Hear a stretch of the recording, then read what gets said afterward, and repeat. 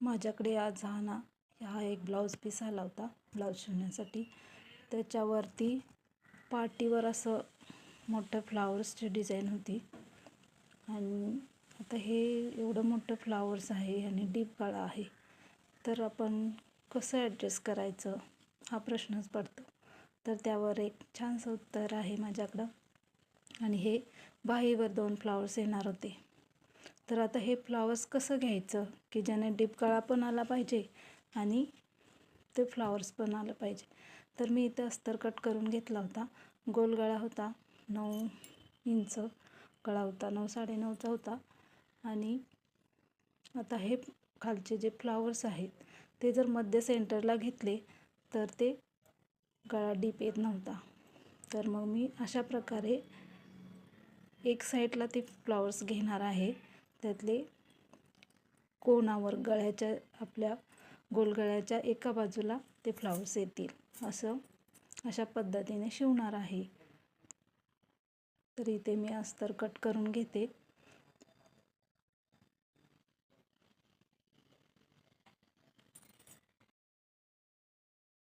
आता इथे मी गळ्याला शिलाई मारून घेते, जोडून घेते अस्तर आणि पाठीमागचा भाग. तर इथे माझा कॅमेरा जरा उलटा लागलेला आहे, त्यामुळे उलट्या दिसत आहे. आणि गळा जोडल्यानंतर त्याला असे कट मारून घ्यायचे म्हणजे आपला गळा व्यवस्थित येतो.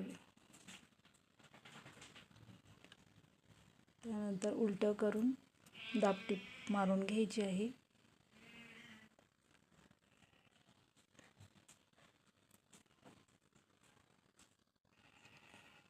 इथे बघा, मस्त असा गळा आपला तयार झालेला आहे. त्यांना पाहिजे होता तेवढा गळा पण करता आला आणि ती डिझाईन अशी मी एका बाजूला केलेली आहे. ते दिसायला पण छान दिसत आहे. बाहीला पण सेंटरला असे फ्लावर्स आलेले आहेत.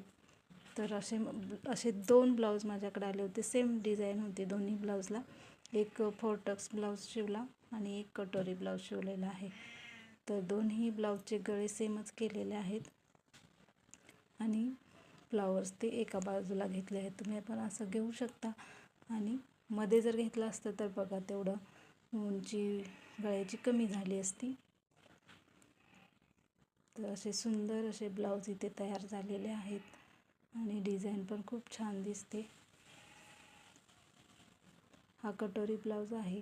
कटोरीसुद्धा आपले छान आलेला आहे, कटोरीचा शेपसुद्धा. तर अशा प्रकारे हे आज 2 ब्लाऊज तयार केलेले आहेत. आवडले असेल तर